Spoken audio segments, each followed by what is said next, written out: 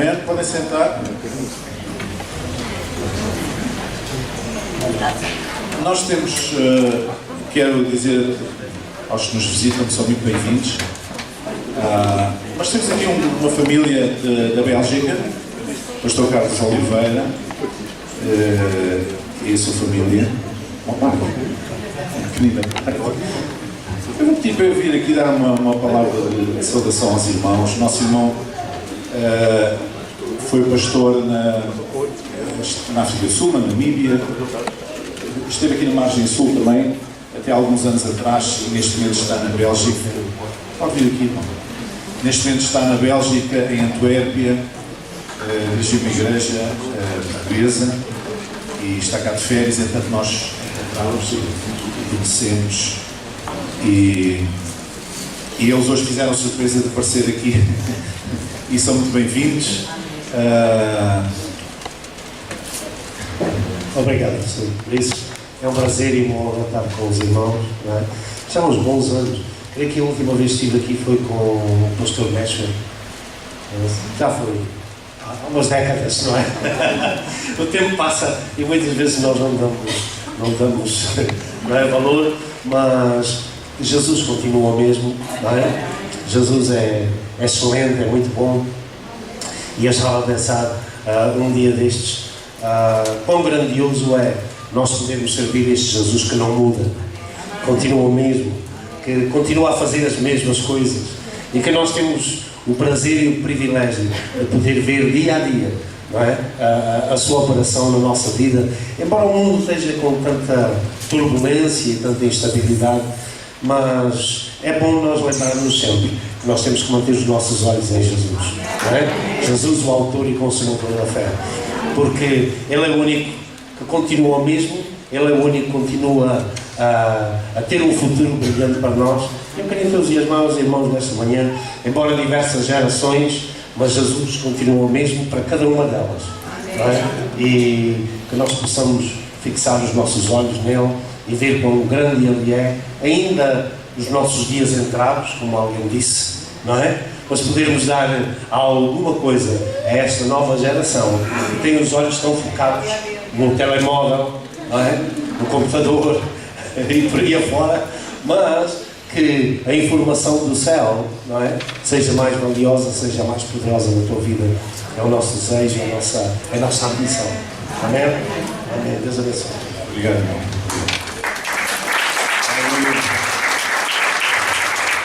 Uns vão de férias, outros vêm de férias, de modo que é assim.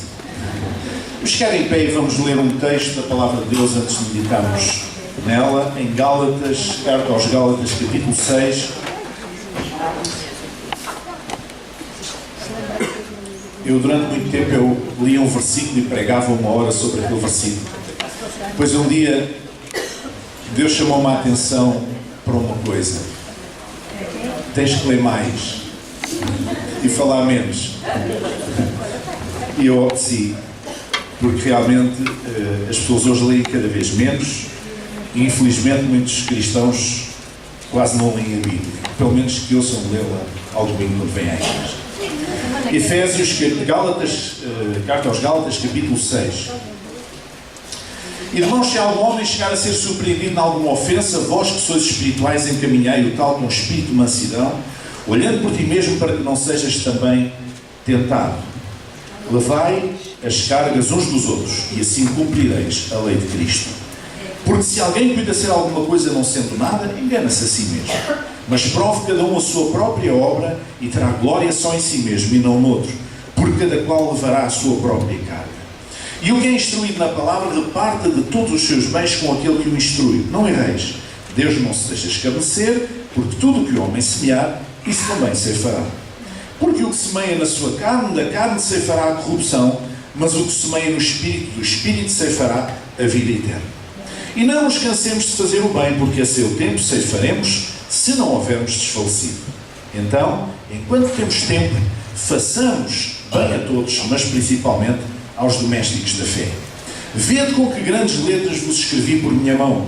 Todos os que querem mostrar boa aparência na carne, esses vos obrigam a circuncidar-vos, somente para não serem perseguidos por causa da cruz de Cristo. Porque nem ainda esses mesmos que se circuncidam guardam a lei, mas querem que vos circuncideis para se gloriarem na vossa carne. Mas longe esteja de mim gloriar, a não ser na cruz de nosso Senhor Jesus Cristo, pela qual o mundo está crucificado para mim e eu para o mundo. Eu vou repetir este versículo, que é a chave da nossa meditação.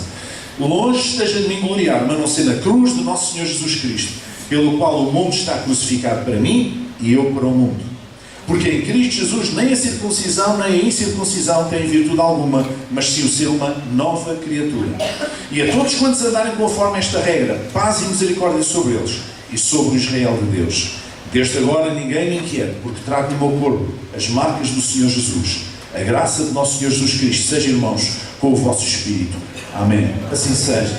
Podem sentar. Talvez seja surpreendente para alguns aquilo que eu vou falar esta manhã, mas o apóstolo Paulo está a escrever aos cristãos das igrejas da Galácia combater os judaizantes, aqueles judeus supostamente convertidos à fé cristã, mas que, de facto, queriam impor a doutrina judaica aos cristãos. E ele combate isso de uma maneira muito direta em grande parte deste texto. E ele apela aqui a várias coisas. Primeiro, no versículo 2, apela à solidariedade cristã. Levai as cargas uns dos outros, e assim cumprireis a lei de Cristo. Amém? Se somos uma comunidade, se somos koinonia, se somos comunhão, então nós devemos levar as cargas uns dos outros. Como diz na Escritura, rir com os que riem, chorar com os que choram. Ser solidários. Ter um ombro sempre para amparar aquele, para nos alegrarmos com aquele que se alegra, para nos entristecermos com a tristeza do nosso irmão. Esta solidariedade, isto traz força, isto traz unidade, isto traz convicção, isto traz, reforça os laços da comunidade. Depois também apela aqui à humildade, versículo 3. Porque se alguém cuida ser alguma coisa não sendo nada, engana-se a si mesmo.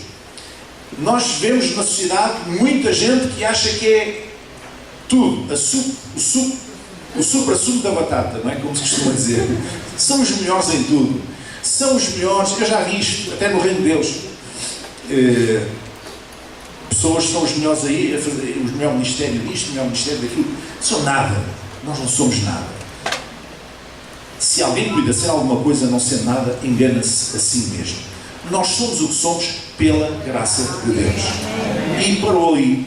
Não é pelos nossos méritos, é pela graça de Deus. E se Deus nos deu um dom é uma dádiva, é alguma coisa que se é dado, não nasce de nós, porque não é mérito nosso, mas ainda assim, o único mérito que podemos ter é ser fiéis ao dom que Deus nos deu. Não é?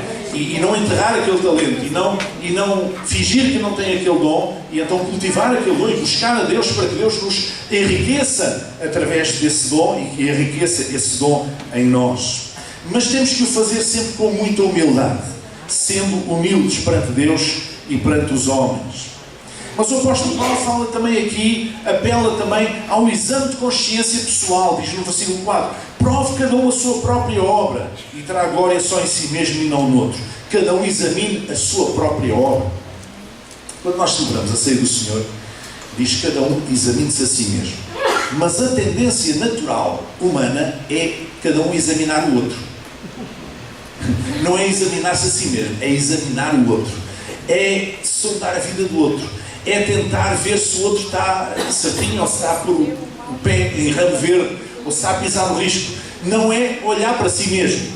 E aqui o apóstolo Paulo diz aos cristãos da Galácia: vocês façam um exame de consciência pessoal, provem a vossa própria obra, não a do outro, mas a vossa. Examinem o que vocês fazem. Muitas vezes há pessoas que falam dos outros e esquecem-se de olhar para si mesmos, que não são exemplo para ninguém, que não inspiram a vida de ninguém, não é? E no entanto ainda têm coragem para falar da vida dos outros. Não, exame de consciência pessoal. Mas depois também apela à responsabilidade pessoal. Diz no versículo 5, porque cada um levará a sua própria carga. Ó pastor, então, mas levamos as cargas uns dos outros ou levamos a nossa? Então, mas isto aqui não é uma contradição. Não. Nós temos que levar as cargas dos outros e temos que levar a nossa. Mas que trabalheira. Pois é. Não, A questão é simples, o segredo é muito simples. É que se eu levar a carga do outro, quando a minha carga for mais pesada, o outro vai pôr o ombro também na minha e vai me ajudar a levar. Está a ver? A lógica de Deus vai as cargas uns dos outros, mas cada um leva a sua própria carga. Há uma responsabilidade pessoal. Há uma responsabilidade de solidariedade, de amor, de fraternidade com o irmão, mas também há uma responsabilidade pessoal. Eu sou chamado para levar a minha própria carga. E se eu viver em comunidade, e se eu tiver esta solidariedade, eu sei que não vou levar a minha carga sozinho. Porque há momentos na vida em que levar a nossa carga sozinho é muito difícil. E aí temos uma comunidade de irmãos em Cristo, de irmãos na fé, que nos ajudam a levar a nossa carga. Amém? Paulo apela aqui também à partilha no versículo 6. O que é instruído na palavra reparte de todos os seus bens com aquele que o instrui. Partilha. O hábito de partilharmos. O hábito. Isto é uma das coisas que o mundo tem dificuldade em compreender. Que a sociedade aí fora é uma sociedade altamente competitiva, altamente centrada em si mesmo, altamente individualista, altamente egoísta, entende que cada um às suas, e eu, depois eu, e a seguir eu, e depois é que vem os outros. E isto é contrário ao espírito cristão. O espírito cristão é o espírito da partilha. Amém? E Paulo fala aqui disto. Mas Paulo fala também, apela também à consciência da justiça de Deus. Não erreis, versículo 7, Deus não se deixa escarnecer. Tudo aquilo que o homem semear, isso também se fará. Ele fala aqui nesta perspectiva da justiça de Deus. E muitas vezes nós não entendemos a justiça de Deus, porque a nossa bitola para medir a justiça de Deus é a justiça dos homens. Mas a justiça humana está muito abaixo da justiça divina. A justiça de Deus tem outros parâmetros. É mais elevada, é mais alta. Há muitas coisas que nós não sabemos. Há muitas coisas que nós desconhecemos. Não é? E a justiça dos homens é muito imperfeita, primeiro porque eles não conhecem o coração dos outros. O juiz não consegue penetrar no coração da pessoa que tem à frente dele. Nem das testemunhas, nem dos arguidos, dos réus, seja lá o que for. Não consegue. Porque é apenas um ser humano. E a justiça humana tem estas limitações, mas Deus não tem qualquer limitação. Deus conhece os corações. Deus não olha apenas para o exterior, Deus olha essencialmente para o interior, para o coração do homem. Ele sonda os nossos pensamentos. O salmista diz: sonda, ó Deus, a minha alma e vê se há nela algum caminho mau. Porque o salmista sabia que Deus conhecia o seu coração. E que não podia esconder, nem dissimular, nem fingir, nem pôr-se atrás de um arbusto para que Deus não visse. Deus tudo sabe, tudo vê, tudo conhece. E há uma justiça divina que está para lá dos nossos padrões. E Deus não se deixa escarnecer. Paulo chama aqui a atenção. Paulo apela também à lei espiritual da sementeira. O que semeia na sua carne, da carne se fará a corrupção. Versículo 8. Mas o que semeia no Espírito, do Espírito se fará a vida eterna. Nós queremos semear vida eterna, nós queremos semear na nossa vida eternidade ou perenidade. Queremos semear na nossa vida humana vida eterna, ou queremos semear aquilo que é corruptível, aquilo que apodrece, que morre, que acaba, que é finito. Nós temos que semear na nossa vida sementes de vida eterna. Então temos que semear no Espírito, mais do que semear na carne. Amém? Temos que semear no Espírito, mais do que semear na carne. Esta lei espiritual é uma das leis mais importantes da palavra de Deus. Aquilo que nós semearmos é o que vamos colher. Se nós semearmos na carne, ceifaremos na carne, colheremos na carne. Se nós semearmos no Espírito, colheremos no Espírito. Mas ele apela também às boas obras. Versículo 9. Não nos cansemos de fazer o bem, diz ele aos cristãos da Galácia. Não se cansem de fazer o bem, porque a seu tempo ceifaremos, se não houvermos desfalecido. Há aqui um se. Ceifaremos se não houvermos desfalecido. Se por acaso nós não ficarmos pelo caminho, se não voltarmos para trás, se não sairmos fora do caminho, se nós permanecermos, nós vamos colher. Se nós permanecermos, nós iremos ceifar. Por isso não nos cansemos de fazer o bem, porque se nós persistirmos em fazer o bem, não pararmos, não desfalecermos, a seu tempo receberemos o galardão. Esta é uma convicção que a palavra de Deus nos traz. Mas o apóstolo Paulo fala ainda mais duas coisas. Fala do cuidado dos irmãos, versículo 10. Então, enquanto temos tempo, façamos bem a todos, mas principalmente aos domésticos da fé. Cuidado pelos irmãos. Ele apela ao cuidado pelos irmãos. Ou seja, aquelas comunidades cristãs da província da Galácia, ele estava a dizer: vocês cuidem de toda a gente, mas principalmente aos vossos irmãos na fé. Cuidem deles, cuidado pelos irmãos. E finalmente, o combate ao legalismo. Ele combate frontalmente aqueles no versículo 12 e versículo 13 que queriam impor aos cristãos que se circuncidassem, um ato que tinha apenas base na lei de Moisés e que era para o povo de Israel, não era para a igreja, e eles queriam impor como se fosse uma obrigação. E Paulo levantou-se contra isso, combateu o legalismo. Ainda hoje existem muitos legalismos, não é? Ainda hoje existem muitos. A tendência humana é criar legalismos, criar leis. Nós vemos muito bem que as sociedades, quanto mais leis têm, mais crimes têm. Sabia? Quanto mais leis existem, mais crimes há. Porque as pessoas acabam porque se nós não fazemos o bem por causa das leis. Nós fazemos o bem por causa dos nossos princípios, dos nossos valores. Não é? Nós não fazemos o mal, eu não assassino uma pessoa porque tenho medo que a polícia descubra e ser preso. Não. Eu não assassino uma pessoa porque eu sei que isso é horrível. Antes é um crime contra os homens, é um crime contra a pessoa e contra Deus. E portanto eu nunca faria isso. É um valor que está inscrito no meu coração. Não é por causa de uma lei que está num papel, numa Constituição, numa lei qualquer da República, que eu não faço as coisas más. É porque tenho a lei de Deus no meu coração. E o legalismo é o contrário disto. O legalismo é tentar impor não valores, mas práticas, digamos assim, que dão muitas vezes a aparência da piedade, mas como a Bíblia diz, negam a eficácia dela. Mas chegados aqui, eu gostava de realçar um aspecto que é a glória da cruz de Cristo. Versículo 14. Mas longe esteja em mim gloriar, a não ser na cruz de nosso Senhor Jesus Cristo, pela qual o mundo está crucificado para mim e eu para o mundo. A nossa única glória é a cruz de Cristo. Porquê é que a nossa glória é a cruz de Cristo? Porquê é que nós não podemos gloriar-nos em mais coisa alguma a não ser na cruz de Cristo? Porque Cristo morreu por nós, sendo nós ainda pecadores.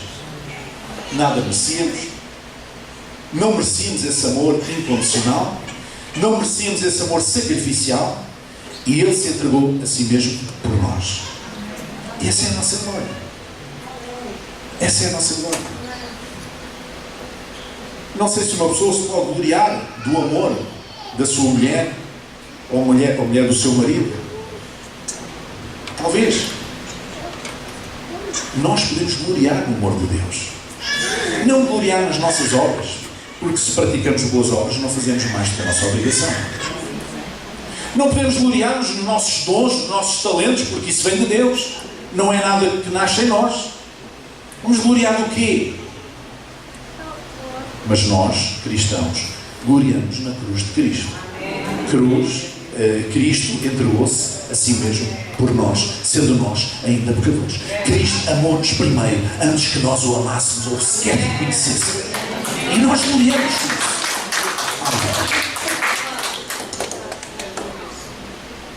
Quem estudou sabe que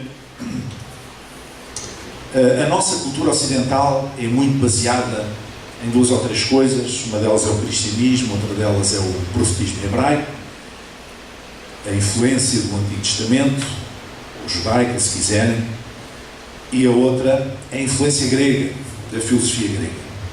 Todo o mundo ocidental, a Europa e o mundo ocidental, está formado com base nestas três pilares. E Uma das grandes obras incontornáveis da cultura ocidental é uma obra chamada Odisseia, que é atribuída a um tal Homero, um grego, dos antigos gregos, há milhares de anos. Foi escrita ainda antes de Cristo, há mais de 2000 anos, muito mais. E nessa obra, essa obra conta a história de um homem chamado Ulisses, que vai combater na guerra de Troia, e depois, ao fim de o cerco de Troia, e conseguirem, através daquele cavalo, chamado cavalo de Troia, introduzirem uma série de soldados lá dentro, conseguiram tomar a cidade, os troianos fugiram, etc. E então Ulisses regressa aos seus barcos, os seus homens, e regressam para a sua ilha, para a sua família, e começa-se a gloriar. Eu, Ulisses, eu venci Troia, eu deitei os muros de Troia abaixo. E então, isto na mitologia grega, o deus dos mares, o Júpiter, aliás, tinha outro nome entre os gregos, este é o nome romano, Poseidon, diz assim: ai sim, ai foste tu que fizeste, então não fui eu que te trouxe até aqui, que permiti que os teus barcos chegassem aqui, pois agora não vais conseguir regressar à tua ilha, porque vais naufragar, vais encontrar tantos problemas, tu vais passar as passinhas do Algarve. O Poseidon já tinha passado férias no Algarve. Já sabia o que é que isto queria dizer. E então, a história da Odisseia é a história do regresso de Ulisses à sua terra. Demorou 10 ou 20 anos, já não sei bem. E é só naufrágios e coisas, histórias e problemas e não sei o quê. Um dos grandes problemas é que, a certa altura, ele foi avisado por uma deusa, a deusa Circe, uma deusa dos gregos. Diz assim: olha, tu vais passar por um sítio, com o teu barco, com os teus homens, com os teus marinheiros, vais passar por um sítio muito perigoso, próximo da costa, onde estão as sereias. E essas sereias têm um cântico lindo, é uma coisa linda, as pessoas ficam, os homens ficam atraídos por aquilo e vão ter com elas. E elas matam-nos, e é uma coisa terrível. Então, a deusa Circe disse a Ulisses: olha, quando passares por aquele sítio, antes de passares por lá, enche os ouvidos dos teus marinheiros com cera, e se tu por acaso quiseres ouvir o canto das sereias, que é uma coisa digna de ser ouvida, mas é muito perigoso, porque atrai, e depois elas matam, né? No sítio onde elas estão, há ali montes de cadáveres de marinheiros que foram atrás do canto das sereias, daí a expressão canto da sereia, e morreram. Portanto, tem cuidado. Então o que é que tu fazes? Pões cera nos ouvidos dos teus marinheiros e tu mandas que eles te atem com firmeza ao mastro. E ficas atado ao mastro. E se quiser, não ponhas cera nos teus ouvidos para tu ouvires. Ficas atado ao mastro. E se por acaso tu pedires para eles te desatarem, eles te atem ainda com mais força. E é a maneira de tu estares salvo, conseguires passar por essa prova, ouvires o canto da sereia, mas não seres atraído para a morte, porque aquele canto é um canto arrebatador, enfeitiçado, e tem levado à morte inúmeros marinheiros. Deixem-me só ler aqui. O que é que dizia o Homero? Às sereias chegarás em primeiro lugar, que todos os homens enfeitiçam, que delas se aproximam. Quem delas se acercar insciente e a voz ouvir das sereias, ao lado desse homem nunca a mulher e os filhos estarão para se regozijarem com o seu regresso.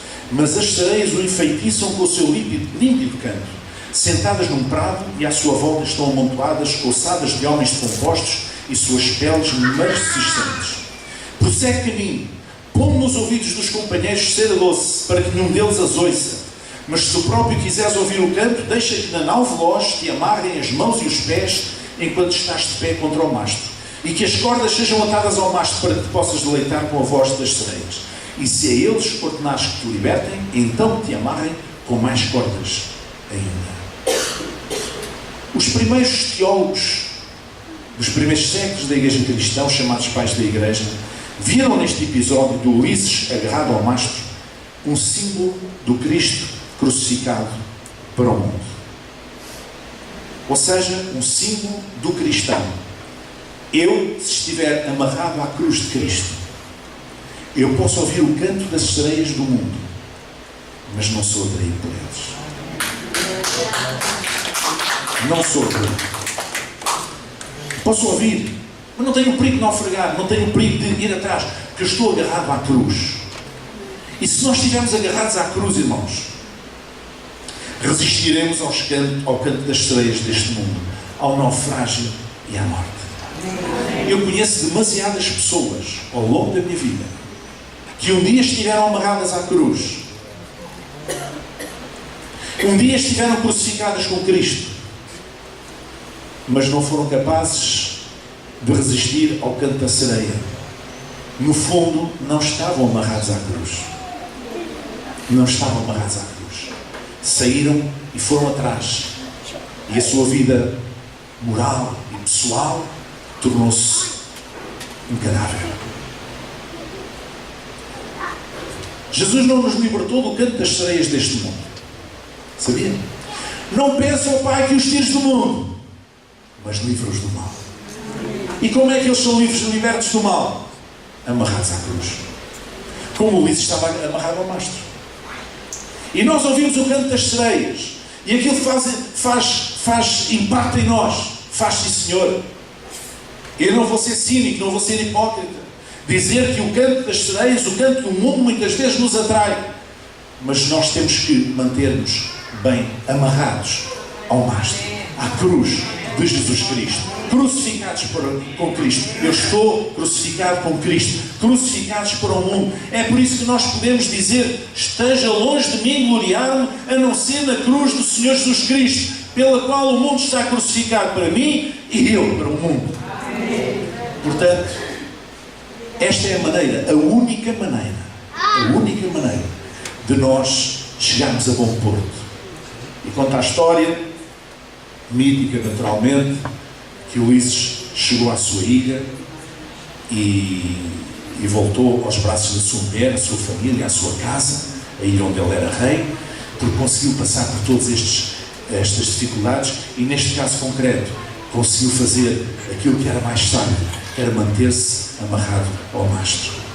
Se tu quiseres chegar ao fim da tua vida cristã, se quiseres chegar ao fim dos teus dias nesta terra, até o momento, a hora em que Deus te chamar para junto de Deus, se tu não quiseres ficar destruído pelo caminho, pelo canto das sereias, pode ser muito lindo, muito mavioso, muito maravilhoso, impacta os nossos sentidos, então tu tens que estar amarrado à cruz. Amém? Eu estava a ficar sem pé aqueles que querem estar amarrados à cruz de Cristo esta manhã. Aleluia, para nós orarmos. Querem ficar, de facto, amarrados a Cristo. Não porque são obrigados, mas porque querem. O Ulisses era o capitão do navio, ele podia dizer: desamarrem-me, eu não quero ser amarrado. Não, ele disse: não, amarrem-me, por favor. E se eu por acaso pedir para me desamarrarem, vocês amarrem-me com mais cordas ainda. Porque ele sabia que era a única maneira de poder escapar daquela carnificina. Sabe que há uma prática, uma cultura no meio cristão que eu acho lamentável, que é acenar pelo diabo por tudo e por nada. É? O diabo para aqui, o diabo para ali, o diabo para o outro, e depois as pessoas estão sempre à espreita de ver o diabo. E quando pensam no diabo, não pensam em nada agradável à vista. Pensam numa coisa muito esquisita, e as coisas esquisitas a gente tem medo e foge. Mas o problema não está aí. O problema é que ele transfigura-se em anjo de luz. O problema não é o diabo. O problema é o canto das sereias. Porque surge de uma maneira agradável, atraente, que nos leva a esquecer muitas vezes aquilo que nós sabemos e ir atrás. E quando vamos atrás, já é tarde. É assim que muitos estão nas drogas, estão nas adições, estão em tantas situações, foram atrás do canto da sereia. É agradável, é bom, vamos experimentar, é uma experiência nova, é qualquer coisa diferente, é fixe. E depois já é tarde. Vamos fechar os nossos olhos. Se você quer ficar agarrado à cruz, amarrado à cruz de Cristo, por sua própria vontade, você peça a Deus agora que lhe dê essa força, esse discernimento, essa capacidade, essa clareza de espírito para poder fazer isso, para se poder amarrar a si mesmo à cruz do Calvário e estar crucificado para o mundo e o mundo para si. Pai, esta manhã eu levo ao teu altar, Senhor, o teu povo, Senhor, os teus filhos e filhas que querem ficar amarrados à cruz, Senhor, por sua exclusiva vontade, que querem ser escravos de orelha furada, que querem ser escravos voluntários, que querem estar, Senhor, agarrados a Ti, Senhor, para poder resistir, Senhor, a todas as atrações deste mundo, a tudo aquilo que o mundo, de uma maneira capciosa e enganadora, muitas vezes nos atrai para, mas cujo fim é a destruição, Pai.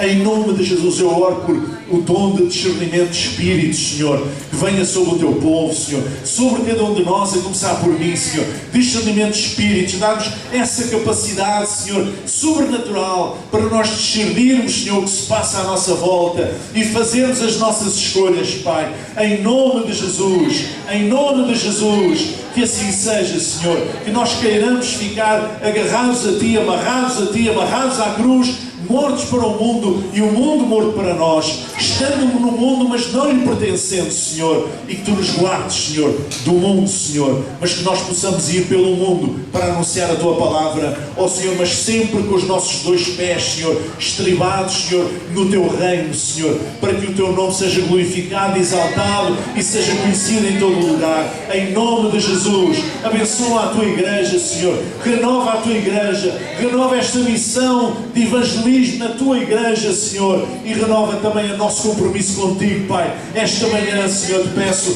em nome de Jesus,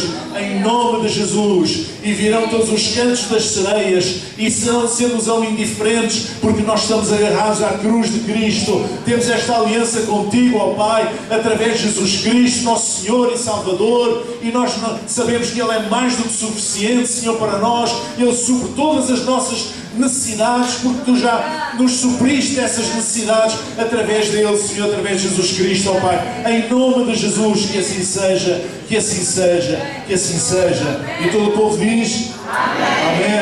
Aleluia. Amém. Amém.